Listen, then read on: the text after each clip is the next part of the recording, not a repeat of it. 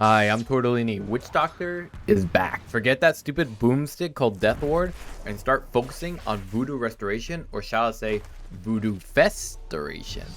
Typically, Witch Doctor's first levels revolves around maxing his Maledict and Paralyzing Cask.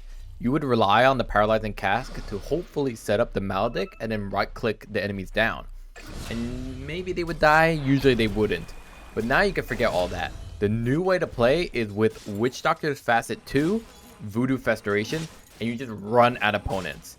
Voodoo Festeration not only increases your Voodoo Restoration by 140% in terms of AoE, but it swaps all that AoE healing into damage.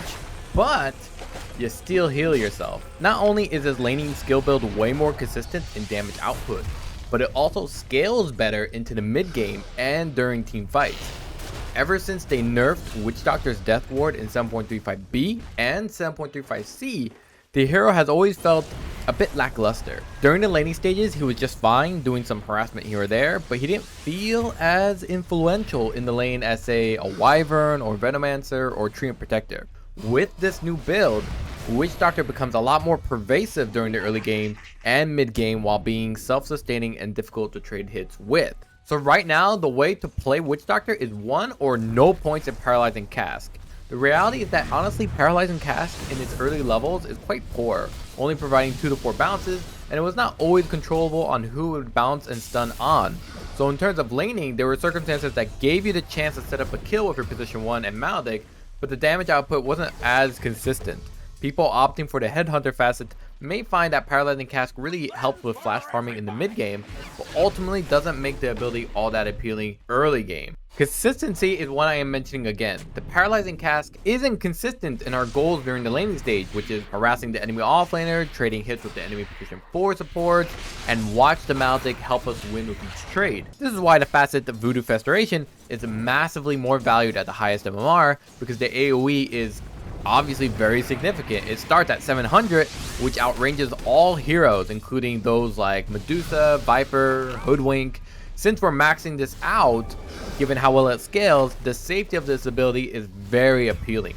We can right click down enemies, and should they try to get near us, they'll take damage from our attack and the Voodoo Festeration while trying to out damage someone who is healing themselves simultaneously.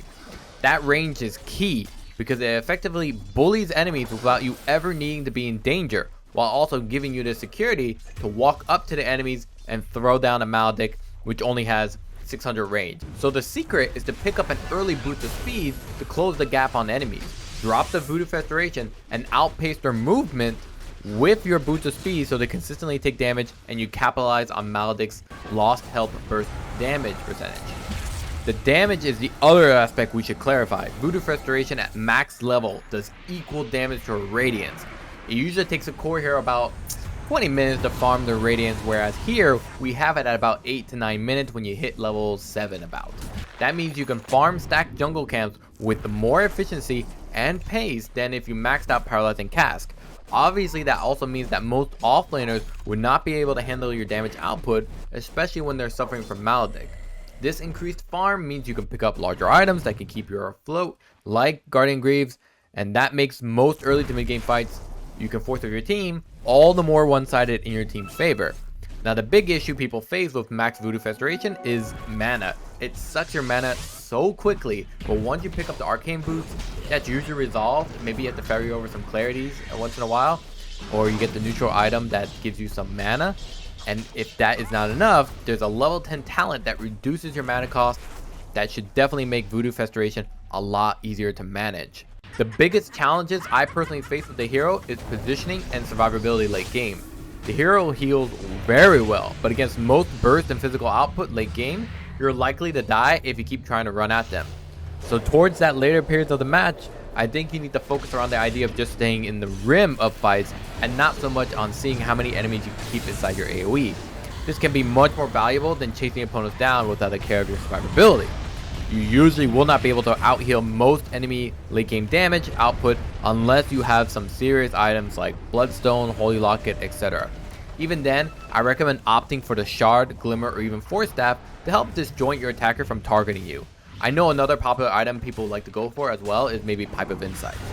At talent 20 and 25, you have a choice. You can either divert from Voodoo Festeration and pick up items like Axe Scepter or Blink Dagger to focus on your Death Ward, or you can stick to the scaling of Voodoo Festeration with your level 20 talent plus 30% Maledict burst damage and the 25 talent plus 2% target max health Voodoo Restoration damage. Both are viable options in terms of talents, and all depending on what you can do versus the enemies you're dealing with. So to finalize, in 7.36, most pro players have moved away from the Death Ward build and relied on not only the stars aligning for you to be able to channel the whole thing off, but with the growing popularity of items like Butterfly and smoothens, it made late game Death Ward kind of pigeonhole you into staying hidden, away, and waiting for the right opportunity, even though some of your attacks might miss. That is if it ever came as well. This new Voodoo Festeration not only gives you an insane lane during the laning stage with today's popular carries like Ursa, Lifestealer, and Weaver, heroes that can capitalize on your aggression, but it alleviated some itemization responsibilities from your pause 4, meaning they can get even more items to help you win and even close out the mid game, because you as Witch Doctor would pick up the Greaves, the Pipe, etc. So all in all, definitely start taking advantage of this Voodoo Festeration facets while it's still good and hot and fresh, and see you guys next patch where they'll probably just nerf it into the ground.